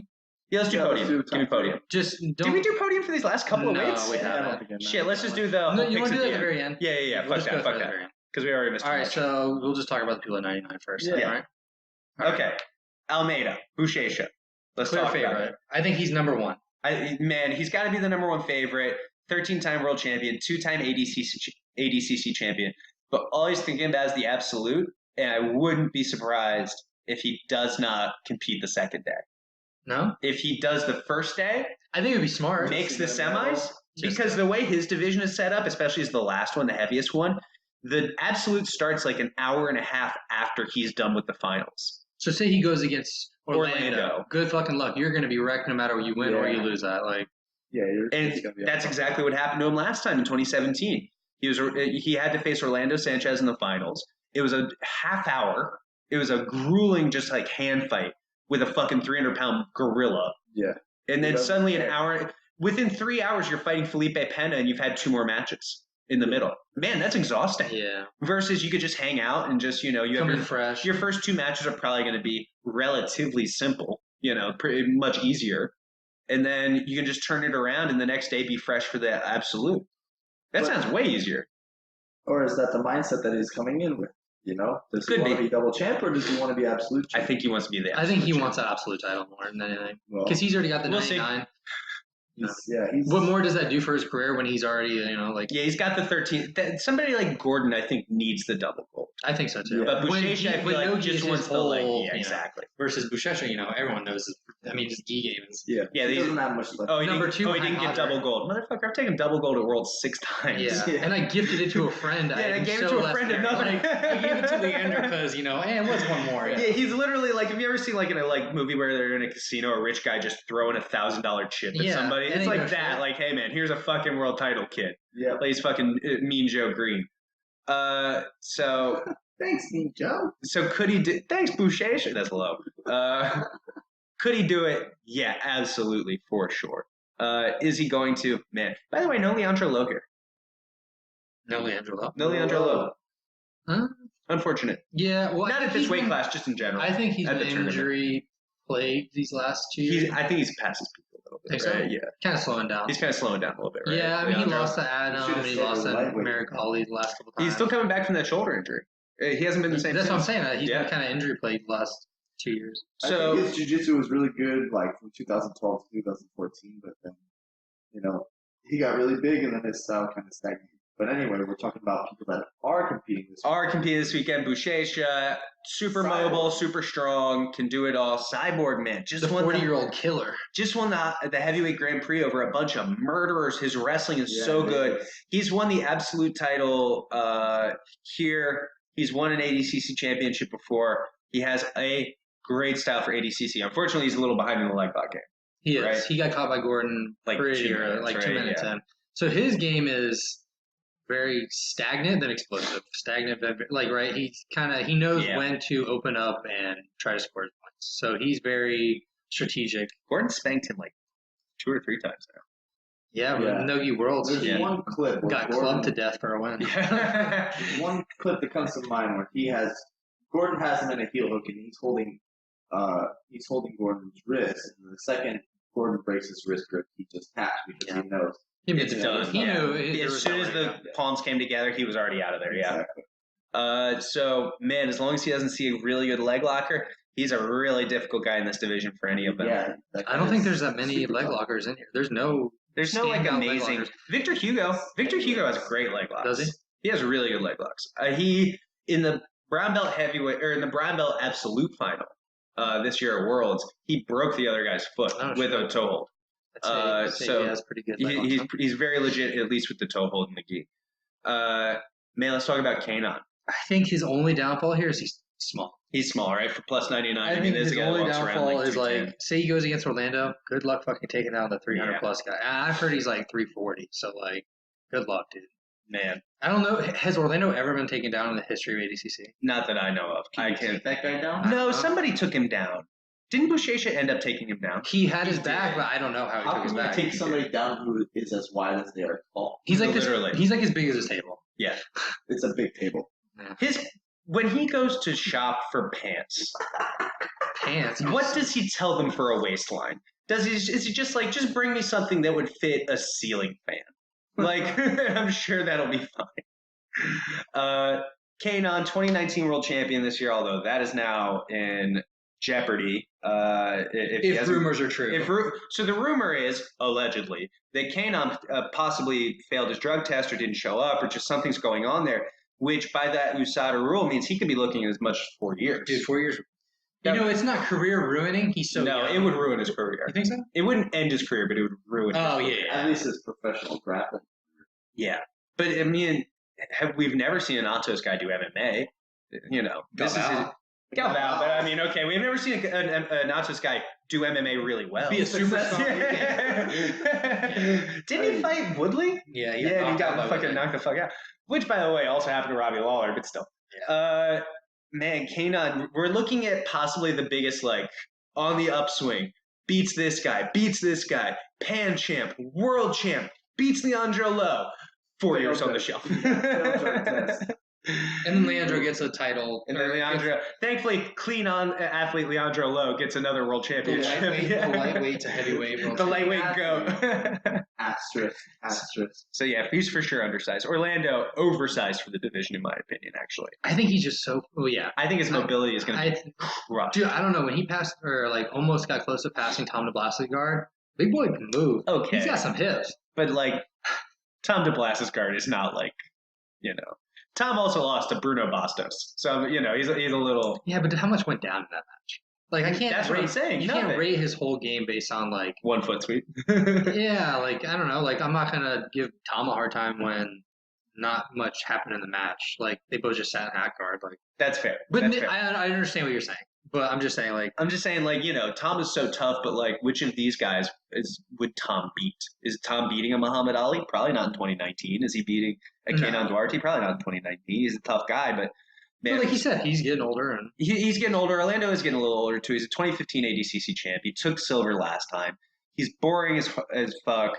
He's so hard to beat. It's just so hard to get. I think his mobility, now that he's so big, is going to be a detriment. And I think we're going to walk away, and he might not do as well as he did in 2017. I think that's a real... If I had to bet money, we wouldn't see Orlando in the finals. Getting like the Kyle Snyder effect, where exactly. he's just ballooning up so much. Just like, man, you don't have... you should do some jiu-jitsu to You're get not ready for this explosive tournament. anymore. You just...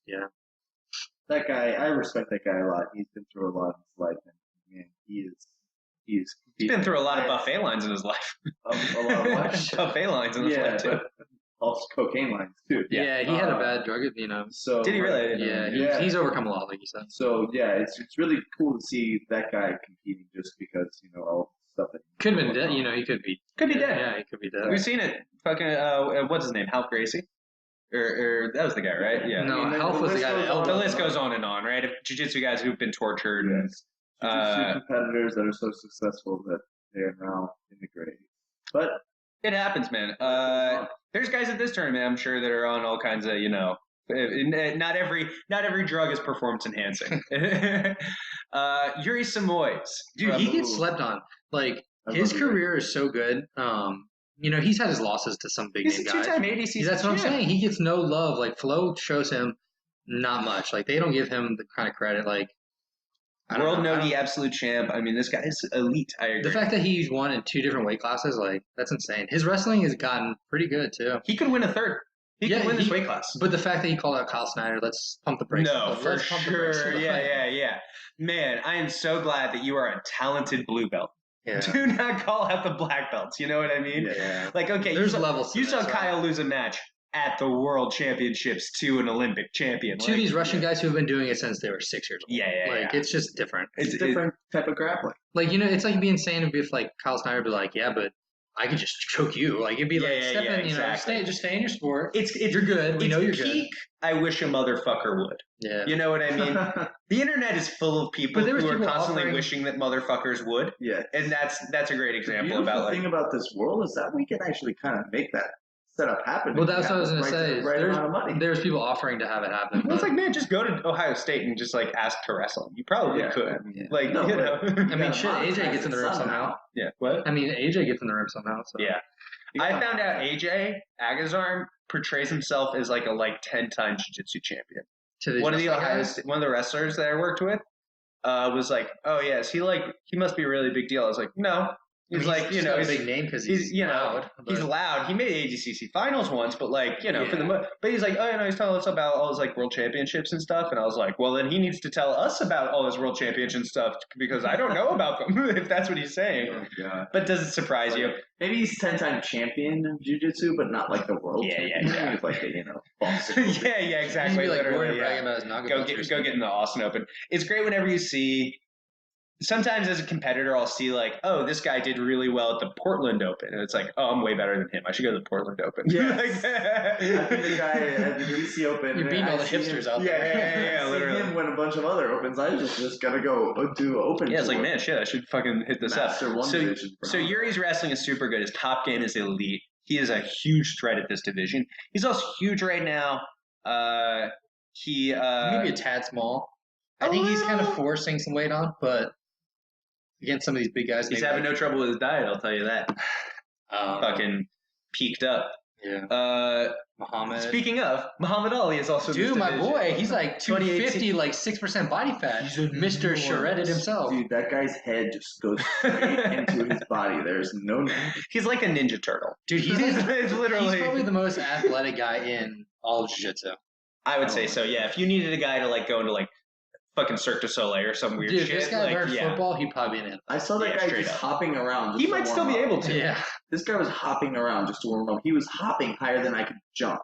His hop was higher than my throat. Man, can you imagine just go fight Muhammad? That's your draw. Who are you telling? He's in my fucking division. Yeah. Who are you telling? Okay, man. Welcome to Jackass. Yeah. Oh, and he just and we'll see it at local stuff sometimes. He'll just bitch people. Yeah. Right? Dude, he loves arm like that guy loves at DC Open. Yeah. Holy shit. He loves it. Imagine Muhammad Ali is jumping at you. Yeah. Midair, and you're sitting there, and just this fucking meteor of a man is crashing down to earth on top of you. It reminds me of Ricardo Arona back in the day. It's just he's like a tiger. But he's definitely a guy that I have my eye on. I think Muhammad is a really nice guy. Oh, he's a really nice guy. Another one of those TLI guys. Maybe we don't like the team and the name and what they stand for, but a few guys. He's a freak. And since there's no leg lockers, I think that's his biggest saving grace. I think he'll maybe potentially even get to the podium because there's no leg lockers, and I think he could blast double some motherfuckers. I agree, man. He's going to be, the wrestling is going to be real tough for everybody else. He's got wins over Leandro Lowe. He's clearly not afraid to go out there and beat the biggest names. He won Worlds. He beat Marigali and Leandro Lowe back to back. Yeah. That's about as good as it gets. Yeah. It doesn't get more elite than that. Vic Hugo is in this. Brown belt coming up. Brown belt coming up to black belt. What's his black belt debut, really? Yeah. He did okay in the Grand Prix, but he also took that very short notice. Yeah. He just got. I don't think he'll medal first round. Yeah, that sounds right. That's a rough draw. So he got his black belt. Yeah. Congrats.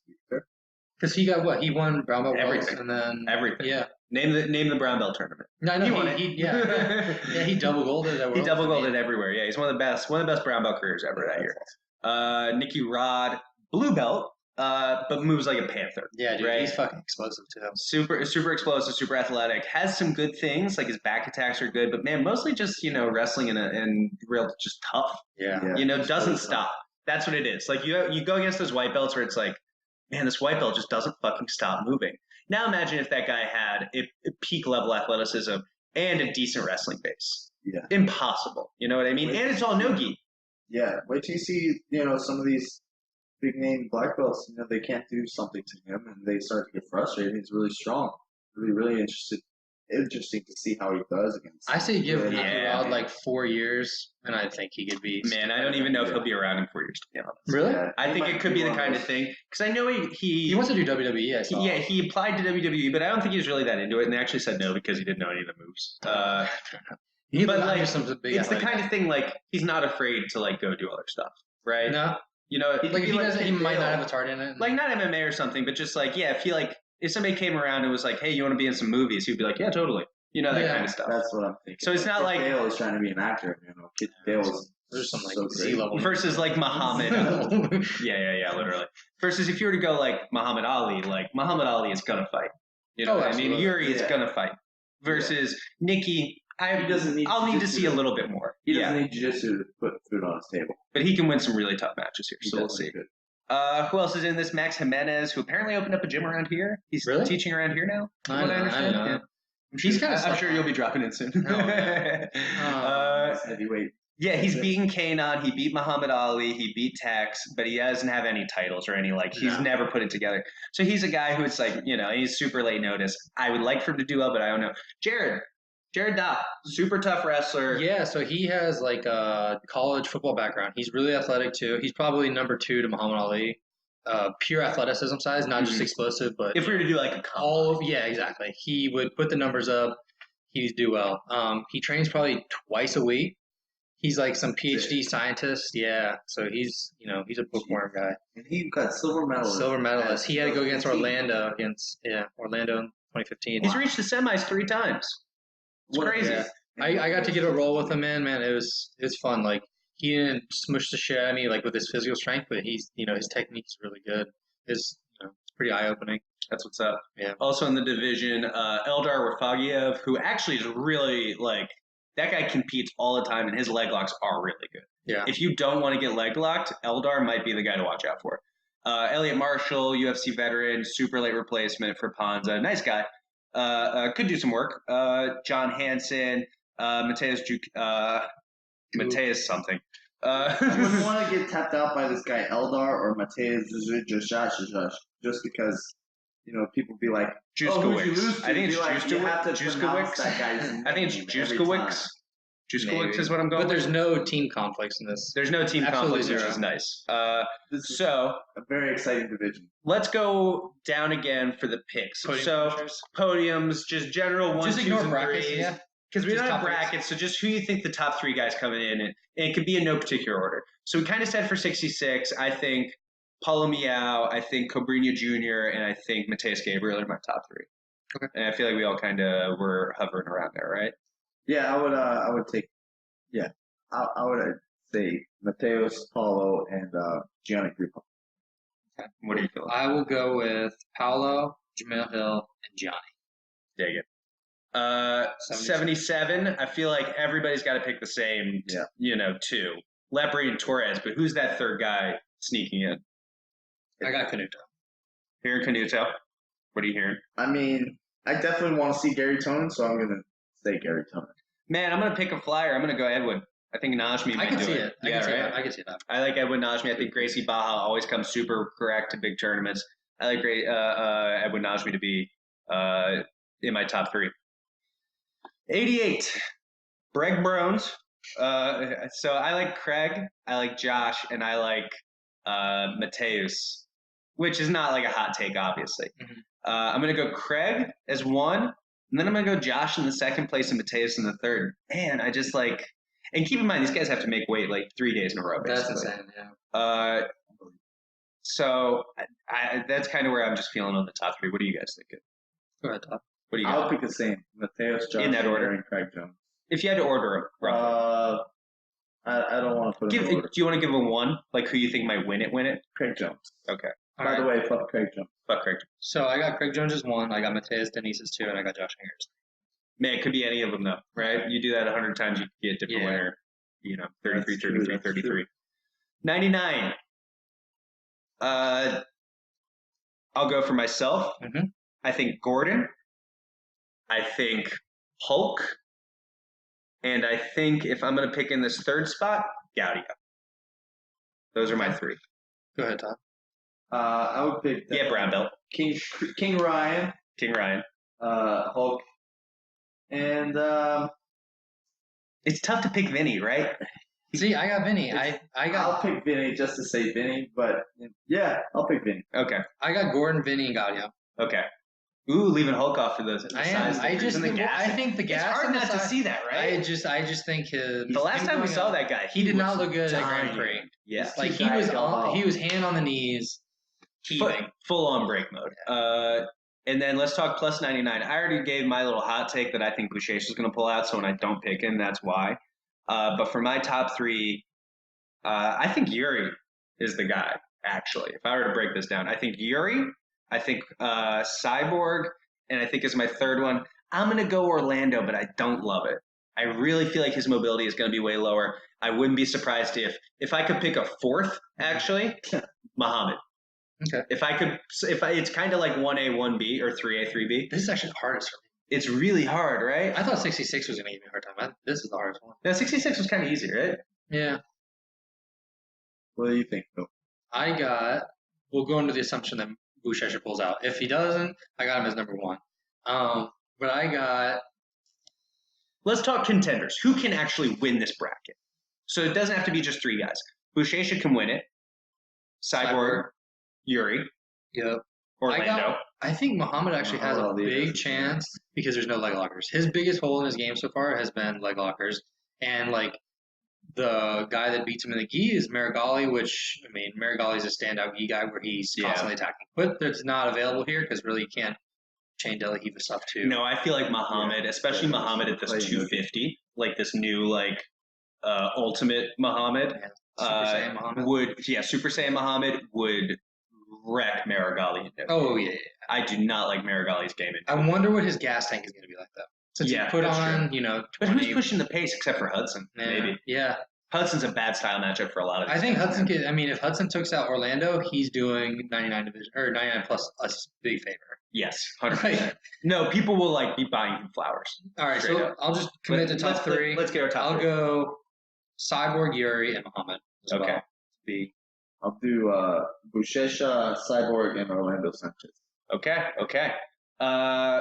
You want to talk super fight? We're not talking the women. I don't know them well enough to talk. I was gonna just. I think have a Beatriz. note. I think Gabby. Bia and Gabby. Yeah. Definitely Bia and Is there, Gabby. what, 8? Gabby is. It's notable that Gabby is setting a record. She's gonna, if she wins, she sets a record for most ADCC female titles. So that's worth That's super cool.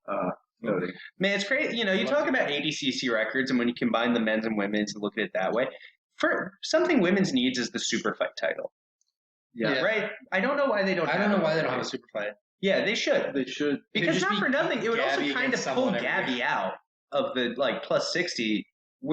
First of all, they need more weight classes, clearly. Yeah. Second, they need a super fight because, man, it's just Gabby against these girls who are 150, 160 pounds. Yeah. Man, they're not the same size. There are a lot. I'm not of learning about their matches. jiu-jitsu. That is a big thing. Like pulling Gabby out of there would definitely make it a more competitive division. 100%. Because like no one, like I don't care about plus give a 60. shit? I don't Yeah. care about plus 60. You know, no disrespect. Like Adolfo's sister, Anna Carolina, she's a freak, but she's just so undersized compared to her. Yeah. They should get Henry Cejudo to fight Gabby Garcia for the ADCC. Gabby would win. I really feel like Gabby And would then win that fight. Natalia. Yeah, Natalia. Yeah, whatever. She's good too. Like Yeah, she beat Gabby and Gi in a fight to win. Oh, you think yeah, they yeah. should get a sacrificial lamb for Gabby just so they could open up? Just Well, make not a her- sacrificial lamb, but you're an ADCC champ. Just let her be. Have a freaking Bia ass- and fucking Gabby fight at the end of this. Just let her be the final let's say boss. Gabby wins. Okay, she's the super fight champion. Yeah. And then now she just has to defend it kind of once every single time. She's getting a little older anyway. Like, you know, she's getting towards the back end of her Fighting career. grandmas in MMA. Like, you know, fucking, I'm sure she wouldn't hate it. I think grandma's. She kind of, no, she literally is. Yes. Yeah, that's not Hey, an man, exaggeration. make sir. your money, girl. I saw Make a your video money. that said, Gabby Garcia was, 10 or 15 years after her time. If she fought in Pride era, Oh, she'd be perfect. Man, yeah. I thought you meant after the grandma's time. I was like, yeah, no shit. she fought Pride era. Man, Pride would make her a star, right? She's like Bob Sapp, but skilled. All right, super fight. Super fight. Let's talk super fight. Super fight. I gotta go back. Galvao versus Pena. So everybody, if you're listening to this and you've listened to this far, you fucking know who Andre Galvao is, and you know who Felipe Pena is. Who? Yeah, exactly, right? So I'm sure this is nobody's introduction. So it's just styles. Felipe doesn't have a good wrestling style, but he has a killer no-gi guard. He might have the best no-gi guard. You know what I mean? Definitely. But Galvao is so good at this rule set. And he's so good with his wrestling, and he's so fundamental and baseline. He's perfected and the ADCC boring. style, Yeah, right? I He's was got gonna enough to be say. just active enough to where he's never going to get like warning for stalling. His wrestling is good enough to take down everybody. His top game, he takes everyone's back once he gets down. Galval is a name that comes to my mind when I think of ADCC. Yeah. It's just like, that's the competitor that you see. He's already set the record. Now he's trying to break his own record, right? So So the guy, he's what an awesome guy. if he wins, best career ADCC ever. Best career ADCC ever. I agree. I would have to look at some of the other because a guy like Marcelo. Marcelo has won 4. They weren't consecutive, so he's won 4 overall. It was 3, 5, 9, and 11. Yeah, that's right. So was it Marcelo's- 11? Yes, No, Kron won that year. that was 13. That was 13. You're right. That was in China. Yeah, I mean, we'll see what it is. We can figure out the legacies later. Regardless, he's one or 2. Yeah. He's top Ooh, of the pops. breaking news. Dylan Dennis is out of the ADCC. That was the Damn, that 99 totally affects my guy. picks. Yeah. Totally. Do they have a replacement in there? Do they name a replacement? Check. Thank you, Jamie. Dude, poor Mo Jassim, man. This is Yeah, gotta be man. stressful. What a nightmare. It doesn't say anything about if they were. You can cut to 99. Let's do it. Yeah. All right. So Dylan Dennis is out. There's a little bit of breaking news for everybody. Do we have anything else on ADCC? Pretty straightforward, right? Yeah. All right. Not really. Maybe we'll get back together and do one of these another time. Guys, Maybe we want to do Worlds, maybe? Yeah, we do Worlds. Maybe Yeah. we could do a post ADCC. We could do a post ADCC, a little quick one. Yeah. So this one ended up being about 100 minutes, which I feel like is a good enough time. Thanks everybody for listening. You can subscribe to the show. We usually don't talk jiu-jitsu, but we're going to start doing that more often. Thanks, Todd. Thanks, Phil. I'll see you guys later. Thank you. Thank you guys.